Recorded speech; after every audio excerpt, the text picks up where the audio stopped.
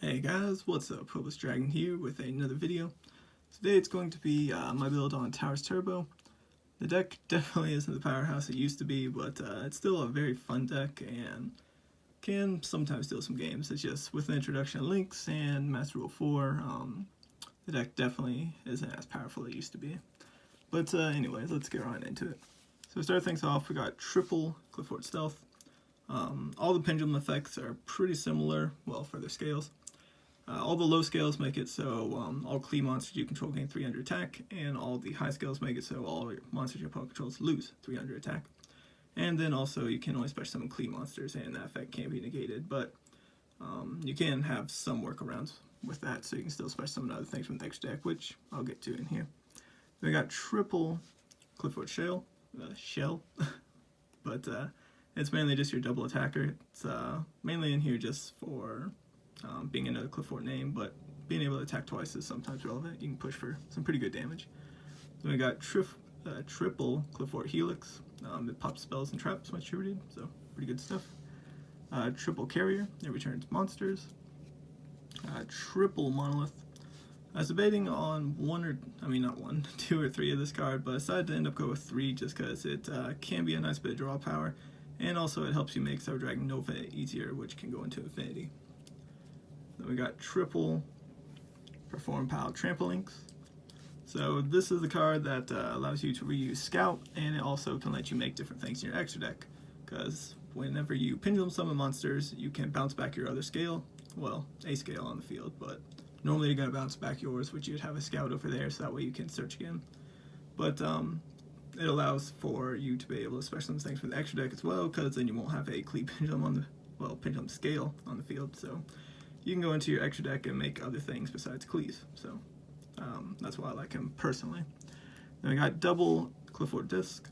When it's distributed summon, you can special summon 2 Qliphort monsters from your deck, and they pretty much just get their normal effect when they're normal summon. The treat is 4, and they have 1800 attack. So yeah, which is another effect that all the Qlis share, besides besides Scout and Monolith. Then we got double Qliphort Cephalopod. Mainly just in here for another scale and another name. His effect, if you do end up tributing him, is if your opponent has, I think it's more... Yeah, if your opponent has more cards in the graveyard, you gain life points equal to the difference times 300, and then flick that amount to your opponent. So you're rarely ever going to use that, but it's there if it happens. Then we got 1 Towers, since he's back at 1. Amazing card still. Not as good as it used to be, but still very amazing in my opinion. Ways normal. Well, you can only normal summon by triggering 3 Qlis. He's unaffected by spell traps and monster effects that are lower than him for levels and ranks, but Links don't care about that because they don't count as any of that. And then also all special monsters lose 500 attack and defense, and you can send a monster from, you can make your opponent send a monster from their hand or field to the graveyard. You don't get to choose, so they just pick whatever they want. And for the last card, 1 Scout. Maybe if we got Scout at a higher number, this deck maybe could be a little bit more competitive again, but only having 1 Scout really does suck, because it's your main searcher for the deck. But yeah, that's it for the monsters. On to the spells. We got triple Sacrifice. Came back to 3. It's definitely a staple in any build. Really great card. Gives your Qlis 300 attack and it can't be destroyed by battle, which is kind of the irrelevant effect, but mainly it can be used for 2 tributes. Well, makes so that monster can be used for 2 tributes. And also, if it's sent to the graveyard, you get to add a Qli monster from your deck to your hand. We got triple Summoner's Heart, just searching Monolith or Scout. Triple Wavering Eyes. Pendulum's probably still going to be, well, at least the Magician Pendulum's probably still going to be a thing. They did get hit pretty hard, but they can still do some pretty nutty stuff, so it helps for that matchup. And you can use it for your own stuff, because as long as you pop at least 2, you get to burn your opponent for 500 and add a Pendulum from your deck to your hand. So that's why I run a bigger monster count, so I can just destroy some of the extra ones and get Scout and then search for another scale, and then you could pendulum summon one of those. Or if you have a normal summon, you can normal summon and then pendulum summon one and then go for a Qliphort Genius, but just depends on what you have in your hand. But also, if your opponent has scales, you get to banish a card on the field if it's 3, or if it's 4, you get to add another Wavering Eye from your deck to your hand. So really good for the mirror match and pretty good here on its own. I am doing 2 Plot Desires in here. I still am a little iffy on this card, but It's really good after you draw a scout or towers, preferably both, but as long as you have one or the other, you can go ahead and try activating it. It is risky, but it's up to you. It just really helps you get more advantage, which I feel like Qliphort or pretty much any Pendulum deck needs a little more extra cards in the hand now to really do stuff. So I feel it works pretty well.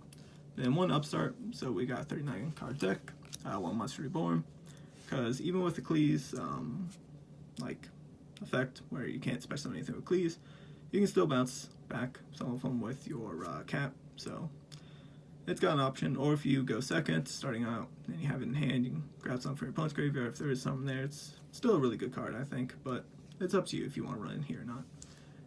Then for the last spell, we got one Laser Clip. Just makes it so the normal summon of a Qliphort can't be negated, and you gain a additional normal summon of a Qliphort monster. And for traps, just doing Skill Drain and Climate Change. I still feel Skill Drain is pretty much mandatory in Qliphort, no matter what build you use, just because allows all of them to just be normal summoned and be big beaters. And also, if you summon towers and then activate this, he still won't be affected by it, so you can get around that too, which is pretty cool. And then Climate Change I like just because it's easier to special summon Qliphort from your hand now with the new rulings for, well, it's Master Rule 4 since you can't just spam the board like before. So this lets you add your Qliphort back from the extra deck and get back Scout and stuff, and yeah, do some good things. So that's it for the main. On to the extra. One Borreload. It probably will never come up, but you got a lot of room in your extra deck. Pretty much the main thing you'll be making is Qliphort Genius. But yeah, you can occasionally make him. I'm doing one Zephyr Metaltron. I don't have Electromite, so this is kind of my knockoff version of him, even though it doesn't do the same thing, but it does have 3 down pointers, which is pretty nice. And it just takes 2 monsters, well, at least 2+ monsters, especially from the extra deck, and it's Link 3, so just Pendulum Summon a couple, or just have 3 monsters from the extra deck, make him not too bad. Go over his effect for you guys if you want to see that. If a monster this card point to, especially with extra deck, destroy a battle or card effect, you can add a monster from your graveyard, face up Pendulum monster for your extra deck, so you can add back your scales, add back Scout, and other things, which is pretty good. Also, you can target a monster on each player field that has special summon from the extra deck, except for this card, and then banish both of them to the end phase, so it's got some pretty decent effects. I like it personally, just another option for the deck. And then 3, Qliphort Genius. This card's pretty good. It makes it so when he's Link summoned, he's unaffected by spell and traps and activate effects of Link monsters, so he does get around Links, so that is kind of nice. And once per turn, you can target a face-up monster on each player's field and negate their effects, so it's nice for pretty much if you normal summon one of your Qliphorts, go ahead and get its big effect and then negate some of your opponents, and it's any card, so you can even target spell or traps, which is pretty cool. And also the, I guess, best effect of them is when 2 monsters special summon to his Link pointers, you get to add a level 5 higher machine from your deck to your hand. And then on for Exceeds, we got 1 Gaia Dragon, in case you make a 5 or 6 or something and need to overlay into them. Occasionally Piercing can be important. Utopia Beyond, because it can make everything stack 0. Cyber Dragon Infinity and Cyber Dragon Nova, because Infinity's still a very good card negating stuff. And so I can have monsters. Utopia Lightning to get over things. Utopia for making them. Tornado for popping spell and traps. That's good for popping your own if you need to, or your opponent, so pretty good. 1 Baguska in case you need to stall a bit. 1 Diamond Dyer because it doesn't clock up your zone, and it's 1 card out to things. And 1 Abyss Dweller in case there's any graveyard relevant stuff. But yeah, there's my Qliphort Tower Turbo. As always, I thank you guys for watching. I'll see y'all later.